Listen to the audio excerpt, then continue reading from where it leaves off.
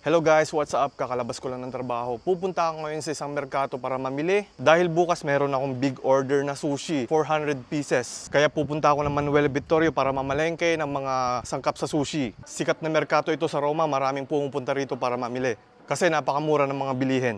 Nandito na ako sa Barberini, 5 minuto lang mula sa aking trabaho. Itong treno na ito ay Metro A, baba tayo sa Underground. Ito pala yung ticket ko na pang isang taon, binabayaran ko ito yearly. Pwede itong gamitin sa bus o kaya sa treno. Binabayaran ko ito yearly, 4,200 sa pera natin. Napakalalim ng underground dito guys. Sobra, nakakalula. Ayun na yung treno guys. Mag-ingat kayo minsan dito guys kasi marami mandurukot dito pag napadpad kayo ng Roma. Sakay na tayo. Dito nga ay makakakita tayo ng aktual na pandurukot.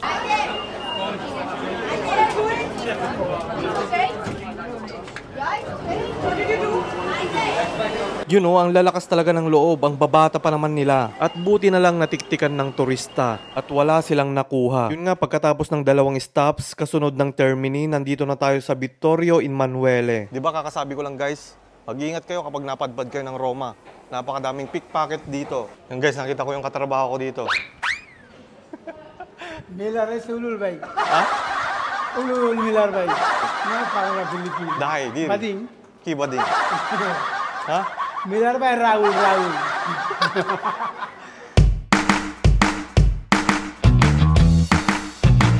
Sobrang init. Dito na ako sa loob ng merkato guys. Ayan o.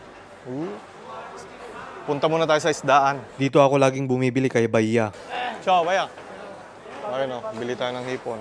Okay, to Argentina shrimp. Bayaran na natin. Grazie, Baya.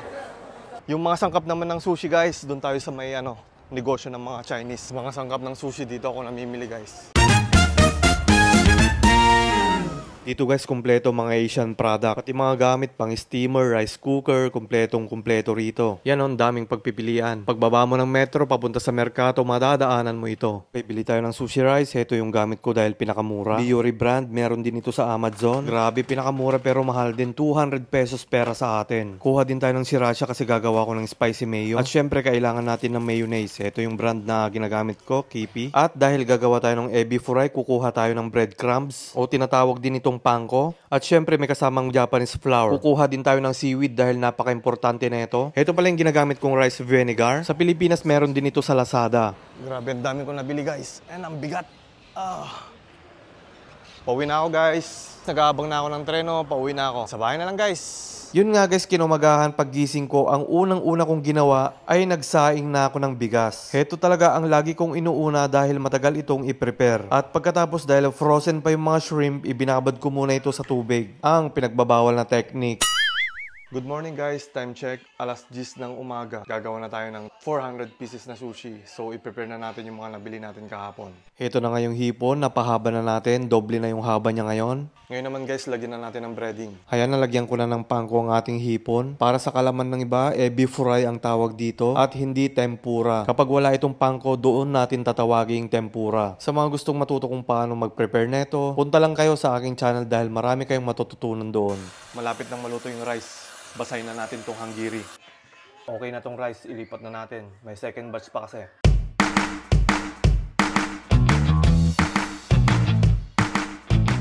Kailangan ko nang bumili ng mas malaki guys. Ang hirap haluin. Luto pa tayo ng isa. Sa pangsaing. Actually, day off ko ngayong umaga guys. Sabado ngayon. So papasok pa ako ngayong hapon niyan. Pipikapin kasi nila ito ng alas 3 ng hapon. Kaya kailangan kong matapos agad. Time check, 11. So kayang-kaya natin yan. Ganyan ako kabisi ngayon guys sa buwan na ito. Actually, bukas meron pa akong academy. Dahil bukas ay linggo, meron akong nakasalang ng mga tuturuan. So naka-schedule tayo sa academy bukas sa restaurant naman. Yung guys, punasan natin lagi ito. Kasi masisira agad yung rice cooker natin pagka basa. Mapapansin nyo minsan pagka sinalang natin, may mga pumuputok-putok. Yan. Timer. Start now. Let's proceed tayo sa mga iba pang preparation. Yan guys, kakatapos ko lang mahiwa yung cucumber tsaka yung mango. May crab stick tayo ngayon guys. Ayan, pinapalambot ko na siya. Patatas naman, gawa tayo ng chips. Ayan, magagamit ko na yung aking mandolin slicer. Salamat sa sponsor, Smart Sushi Chef. Bagong-bago pa to guys, di ko pa nagamit. Yan, sa mga gustong mag-avail ng mga tools and equipment para sa sushi or para sa mga kitchen, saang mang panig kayo dito sa Europe makakarating guys. Sa mga gusto ng link ng Smart Sushi Chef, ibibigay ko sa inyo. meron kayong discount, gamitin nyo lang yung aking discount code na Chef Miller. Okay? Gamitin na natin. Wow, ang talim. Siyempre bago kaya matalim. Libre lang to guys, pinadala sa akin. Kapag malit na lang, wag na natin ituloy kasi baka masugatan pa yung ating kamay. Matalim pa naman itong blade niya. Ready na yung ating salmon. Oo. Bango. Titimplahan ko ulit yung salmon para mas masarap. Time check, alas 12 na guys. 3 oras na lang. Tikman natin. Pwede na to. Sarap! Guys, ito na yung patatas kanina. Ayan, tignan nyo parang bihon. Ang ganda. Try na natin. Yung ganyan lang, oh. Diba? Pinch of salt. Mga lodi, sa wakas natapos din ang mahaba-habang preparasyon. Guys, ready na yung ating mga sangkap. Pwede na tayo mag-umpisang mag-roll.